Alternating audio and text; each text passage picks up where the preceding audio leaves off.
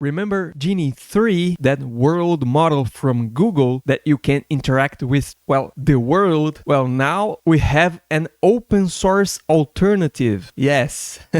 This is called MatrixGame 2.0, and as you can see, you can basically play like a video game, exactly like Google's Genie 3, but this one is open source. How crazy is that? So as you can see, the quality is not very good, but this will only get better, and you can already do this on a consumer grade graphics card. It lasts for a few minutes and it's real time, so I mean, not too bad. Oh, this is a little bit better. Let's see if it turns the road okay. Yeah, so it's working. The car is pretty consistent, and they already released the models on Hugging Face. Here on GitHub, they have the instructions on how to install and use it on your computer. Just be warned, you need at least 24 gigabytes of VRAM to run this one. MatrixGame 2.0. It's basically Genie 3, but open source. So let me know what you think, and don't forget to subscribe.